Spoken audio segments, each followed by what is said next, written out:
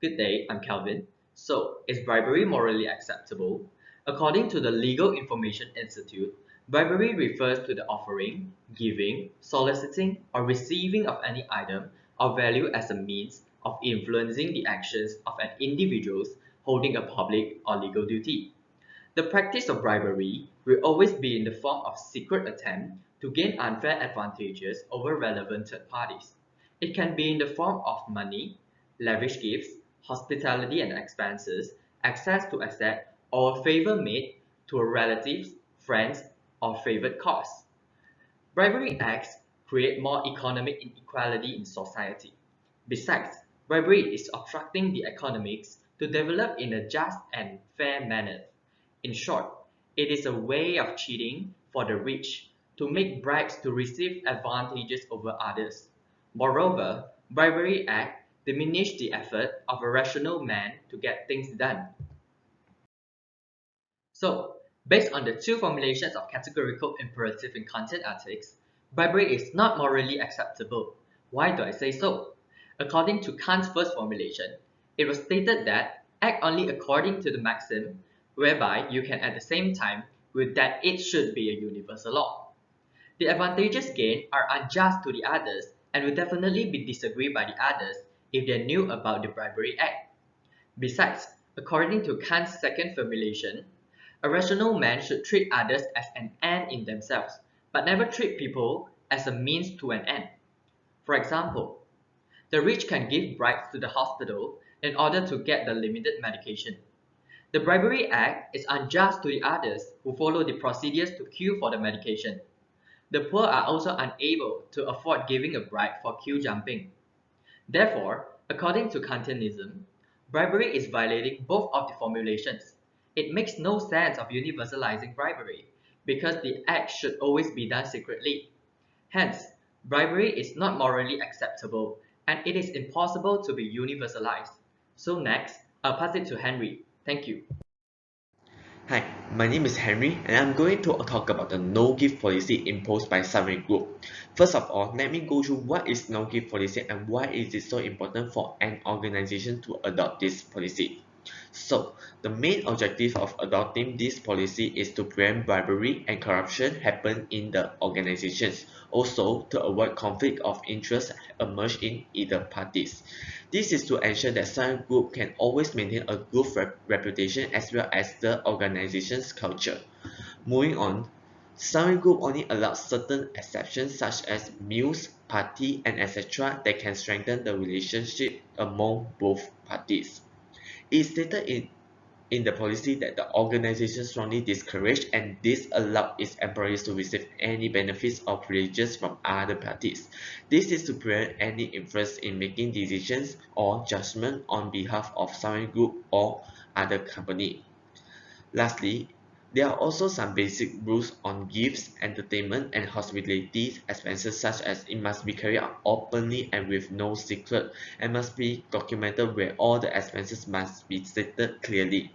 Besides, the expenses must be made infrequently and must be legal. That's all for my part. I will pass this to Pui. Thank you, Henry. So, one of the strengths of this no gift policy is it is easy to read and understand.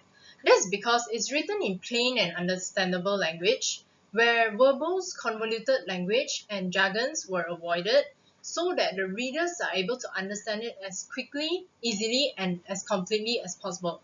And by doing so, disputes can be avoided as a clear understanding of both parties' rights and obligations will prevent misunderstandings of the key terms in the policy, and therefore resulting in fewer misunderstandings and lawsuits, which will then save money, time, and energy for all parties involved. Besides, it also ensures that the policy can be communicated effectively to Sunway Group's employees. Besides, this policy is also specific, relevant, and applicable to their target audiences. That's because it addresses specific issues defined by the company's purpose as well as the group that they wish to address, which in this case are Sunway Group's employees. For instance, they have listed the specific issues they want to address as the headings throughout the whole policy, and have also specified the target audience in their subheading 5.1. Hence, it has resulted in greater focus being achieved and target audiences being required to read only what is relevant to them. It is also easier for them to find relevant information as they do not need to sift through a whole lot of information to search for the information they require. And so that's all for my part, and I'll pass it to Daniel to talk about the weaknesses and recommendations of this policy. From the gift-giving policy, one of the weaknesses is the frequent gesture of gift-giving and receiving from parties. Why do we say that this is an area which needs improvement? It's because there may be a likelihood that one party may feel unfair after it has given out a gift to one party and doesn't receive a desired favor in return from the said party in a continuous manner. Therefore, in order to solve such issues, we have came up with a recommendation which states that parties are to be involved in a continuous act of gift giving and receiving. Because such action, we believe it could help facilitate a closer bond and relationship between the two parties, and they are also able to gain mutual benefits from each other without slacking on repayments. However, such action should not necessarily be seen as a negative practice involving greed and integrity. However, it should be seen as a practice of offering benefits to two parties, which are the gift giver and the gift recipient. The recommended action could be explained by ethical relativism, which states that a just action in one location may conversely be considered a negative action in another area. This means that our recommended action would, however, cause arguments or disputes to occur within the society as they are against the particular act. However, if you look from a different perspective, such as the benefit received by parties, it could be explained by the theory utilitarianism, which states that any action is considered just if it aims to generate the best possible balance of good over bad for all individuals.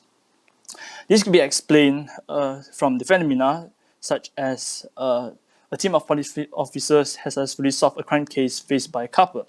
So in order to express the sense of gratitude, the couples have presented a hamper to the officers. This incident has therefore shown that both parties has benefited from the action, whereby the couples had their underlying issues solved, and the police officers felt a sense of achievement and appreciation in performing their duties to serve the public. Therefore, this would act as a motivation for them to consistently provide a positive service to serve the country. And in conclusion, the practice of frequent gift giving and receiving could be implemented to improve the no gift policy. I would like to pass the next part to Sun An. Thank you. I am Sunan, and I'm going to tell you the second improvement that can be made in the two areas of weaknesses concerning the no-gift policy. There are expectations that a business gift can create a form of obligation, and gift given in the Western society shows a form of hospitality that future business conduct will be acknowledged, as well as the Chinese culture said that gifting builds relationship. So if no gift policy is implemented, future and past relationship that was built would be jeopardized. This is why recommending to allow gift, but knowing the difference between gift and bribe can solve this issue. One of the significant difference between gift and bribe that people should know is that gift comes with no strings attached and expects nothing in return, while bribe is normally done when something is expected in return. Gifting after the deal is made can show appreciation, but including a gift during the business negotiation is considered a bribery. And also knowing that when someone offers you an absurdly expensive item, that could be signs that the person could not be trusted, because it's normally a sign that the person would expect something in return as well, something expensive. An example of this is when a person decides to give 500 ringgit to a nice hotel to give to a government official without knowing him or her. This is where the practice distinction comes to play, and this is considered as a bribery. As for gifting, during festive season like Chinese New Year, companies would give oranges to companies you have business weight and no monetary or something too expensive is involved to maintain a good business relationship. Thank you for watching. Stay home and stay safe.